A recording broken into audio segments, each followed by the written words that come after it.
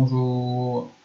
Dans la vidéo précédente, nous avions vu quelles étaient les différentes étapes de l'intégration économique et nous avions donc affirmé que l'Union européenne et la construction européenne de façon plus large étaient un exemple original du fait de son niveau de développement d'intégration économique.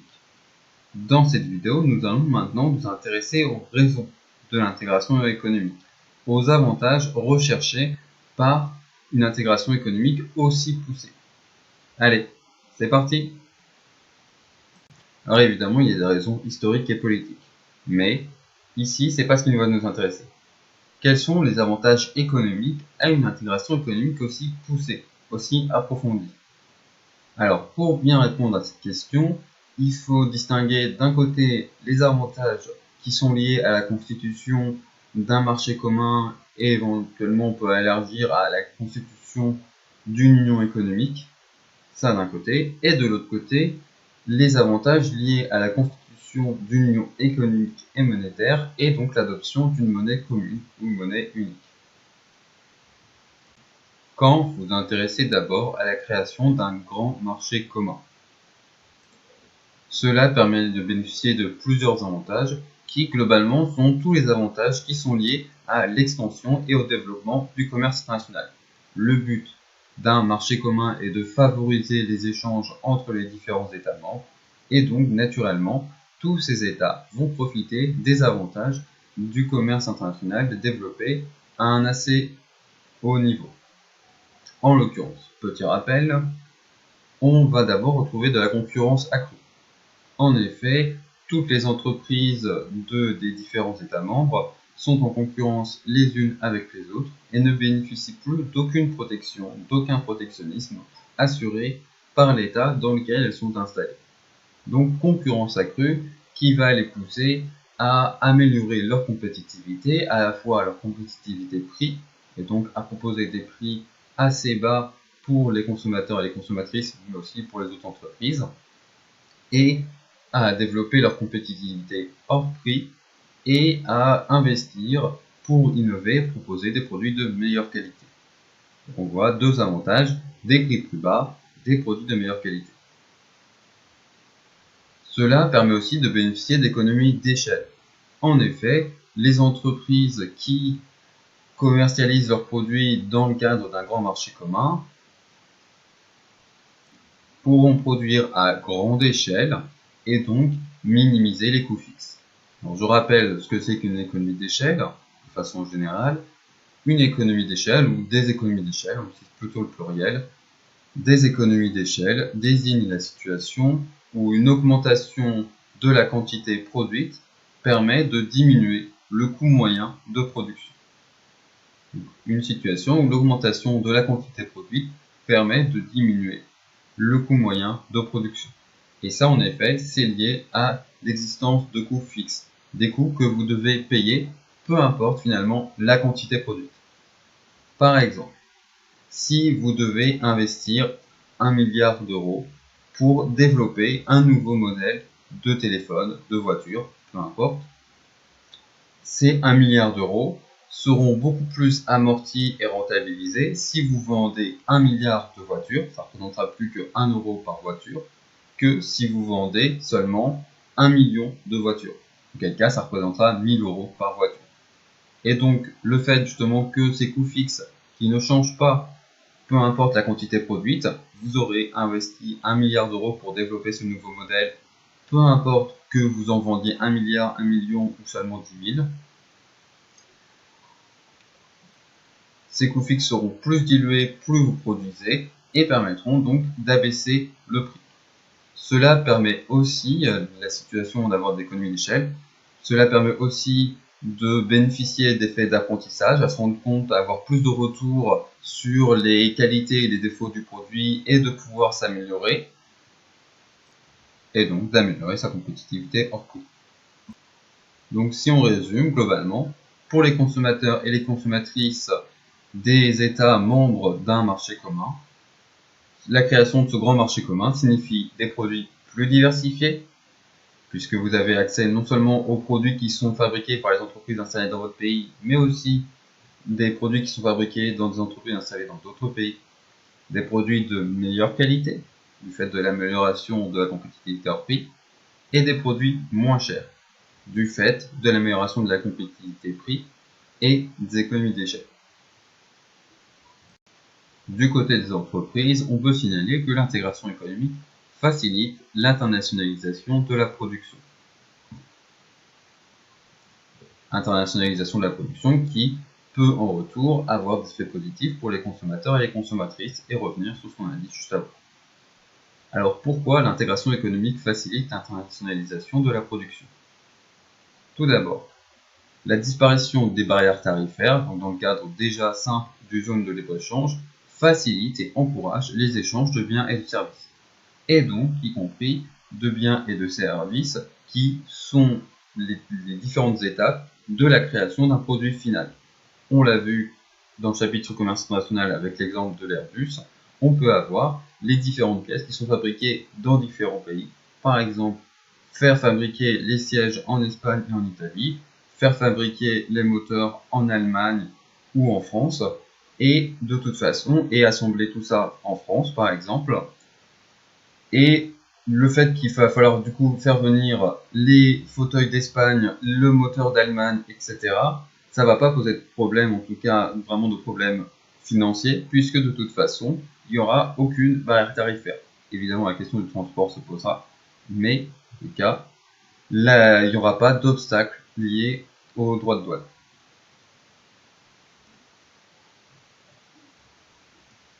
Autre avantage, l'harmonisation des normes et la disparition des barrières non tarifaires.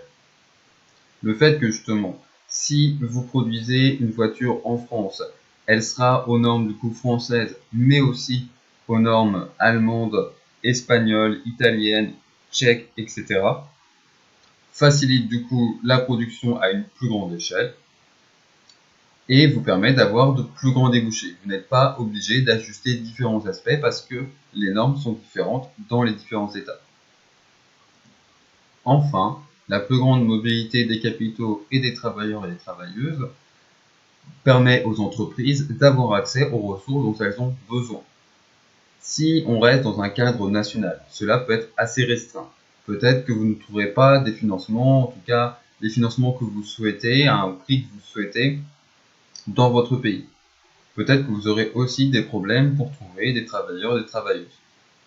Du fait qu'on est dans un marché commun, vous pouvez avoir accès aux capitaux et aux financements qui sont disponibles dans d'autres pays, d'autres États membres, et vous pouvez aussi éventuellement embaucher des personnes qui viennent d'un autre pays.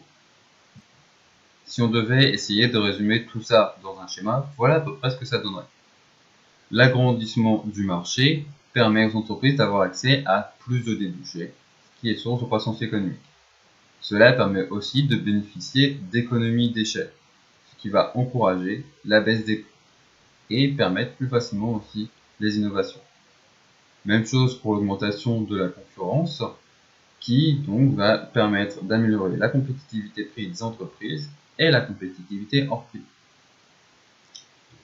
La création d'un marché commun et d'une union économique facilite l'internationalisation de la production et donc accroît la spécialisation de chaque pays en fonction des avantages disponibles dans leur économie. Cela va à son tour favoriser la baisse des prix et l'innovation. La baisse des prix et l'innovation permet à la fois pour les consommateurs et les consommatrices des États membres d'améliorer leur bien-être, accès à des produits moins chers, de meilleure qualité et avec plus de diversité, mais aussi cela permet d'améliorer la compétitivité des entreprises des États membres par rapport aux autres États. Nouveaux débouchés et amélioration de la compétitivité à l'extérieur, c'est clairement des sources de croissance économique et donc de création d'emplois. Donc on voit bien à travers ce schéma comment est-ce que l'intégration économique et la création d'une union économique permet d'avoir des avantages aussi bien pour les consommateurs que pour les entreprises. On va maintenant s'intéresser aux avantages spécifiques offerts par le partage d'une même monnaie et donc la création d'une union économique et monétaire. En effet, déjà avec le schéma précédent, on voyait que les avantages d'une union économique, c'était assez compliqué. Donc, rajouter par-dessus les avantages de la création d'une économie et monétaire, du partage d'une même monnaie, ça rendrait le schéma, qui est déjà assez compliqué, définitivement illisible. J'ai donc préféré traiter cette question de façon séparée. En l'occurrence, on peut noter qu'une monnaie unique facilite l'internationalisation de la production. Internationalisation de la production qui était déjà encouragée et facilitée par la création d'une union économique, mais qui va encore plus loin lorsqu'une monnaie unique est créée. Pourquoi? Différentes raisons. Tout d'abord, l'adoption d'une monnaie unique ou d'une monnaie commune permet de faire disparaître les frais de change. Les frais de change, c'est ce que vous devez payer, en gros, pour transformer vos euros, par exemple, en livres sterling ou en dollars. Typiquement, si vous essayez, peu importe, vous pouvez obtenir des taux de change plus ou moins avantageux, mais peu importe là où vous vous rendez, que ce soit dans un bureau de change, dans une banque, etc., si vous vendez vos euros pour obtenir des dollars et qu'ensuite, à partir de ces dollars, vous voulez racheter des euros, vous allez vous rendre compte que vous n'obtenez pas la même somme. Pourquoi? C'est très simple, hein, il y a une différence, une petite marge entre justement le taux de change à l'achat et le taux de change à la vente, parce que tout simplement pour permettre aux intermédiaires qui font ces opérations de change de gagner de l'argent. C'est vrai, donc voilà, si vous vous retrouvez à acheter quelque chose, par exemple vous êtes en Europe, vous voulez acheter quelque chose aux États-Unis, puis ensuite vous amenez cette chose aux États-Unis et vous le vendez pour des euros, toutes ces opérations vont être compliquées par le fait que plus vous avez d'échanges, plus vous allez perdre de l'argent à cause simplement du changement de monnaie. Donc, ces frais de change disparaissent, ce qui fait des économies pour les entreprises dans le cadre d'une union économique et monétaire. Ensuite, on peut aussi noter que le risque de change disparaît. Alors, qu'est-ce que le risque de change? Je vais définir cette notion. On peut définir le risque de change comme le risque que la situation d'une entreprise se dégrade à cause des variations du taux de change. Je répète, le risque de change est le risque que la situation d'une entreprise se dégrade à cause des variations du taux de change. Alors, comment les variations du taux de change peuvent dégrader la situation d'une entreprise? Par exemple, si vous achetez des produits à l'étranger et que la monnaie étrangère s'apprécie, c'est-à-dire qu'elle gagne en valeur. Par exemple, vous êtes en Europe, dans un pays qui a l'euro, et vous voulez acheter des produits aux États-Unis. Le dollar s'apprécie, c'est-à-dire que pour avoir la même somme en dollars et la même valeur de produit en dollars, il faut débourser plus d'argent. Donc, appréciation de la monnaie américaine, changement du taux de change, et du coup, à cause de ça, vous devez vous retrouver à payer plus cher de votre point de vue en euros pour avoir la même quantité, les mêmes produits qu'auparavant. A l'inverse, si vous vendez des produits à l'étranger et que le taux de change se met à baisser, à se déprécier, ça veut dire que quand vous convertissez votre monnaie étrangère en monnaie domestique, vous obtenez moins d'argent qu'auparavant. Typiquement, vous êtes en Europe, vous vendez des produits aux États-Unis, et lorsque vous récoltez ces recettes, les recettes de ces ventes en Europe, et que vous passez des dollars aux euros, la même quantité de produits vendus au même prix aux États-Unis va vous rapporter moins d'argent en France parce que le dollar aura perdu de sa valeur par rapport à l'euro. Donc on voit que les variations du taux de change à la hausse ou à la baisse peuvent dégrader la situation de l'entreprise. Ce risque existe et il apporte une dose d'imprévisibilité dans les échanges et a tendance plutôt du coup à les décourager. Il y a un risque si vous décidez de placer une partie de votre production ou de vendre une partie de vos produits à l'étranger, il y a un risque que finalement vous perdiez de l'argent à cause de ces variations de taux de change. Si vous voulez ne pas vous exposer à ce risque, vous limitez du coup l'internationalisation de votre production et vous restez dans un cadre plus restreint. Or, quand le taux de change est fixe, plus exactement quand il n'y a pas de taux de change, comme dans le cadre d'une union économique et monétaire, ce risque ne se pose pas. Si vous vendez vos produits français en Allemagne, ou vous achetez à l'inverse en Allemagne des produits alors que vous êtes français, vous le faites avec la même monnaie, et donc il n'y aura absolument aucun problème. Vous ne perdez pas d'argent simplement parce que le taux de change qui n'existe plus a varié. Voilà, donc là je viens de vous mettre les différents facteurs à l'origine du risque de change, comment les variations du taux de change peuvent entraîner une dégradation de la situation de l'entreprise. Autre avantage de l'adoption d'une monnaie unique, il est plus facile de comparer les prix. Tous les prix sont édictés dans la même monnaie, donc elle exerce à plein sa fonction d'unité de compte. Si vous vous rappelez le chapitre de première sur la monnaie remplit trois fonctions: intermédiaire des échanges, réserve de valeur et unité de compte. Donc en l'occurrence, elle permet d'indiquer les prix de façon plus ou moins stable et comparable entre eux. Donc en l'occurrence, voilà, quand tous les produits de différents pays sont étiquetés dans la même monnaie, il est plus facile de les comparer, ce qui encourage la concurrence et facilite aussi le déploiement de la production à un niveau international. Lorsque vous pouvez facilement voir où le travail est moins cher, où les produits dont vous avez besoin sont les moins chers, vous pouvez du coup plus facilement internationaliser votre production.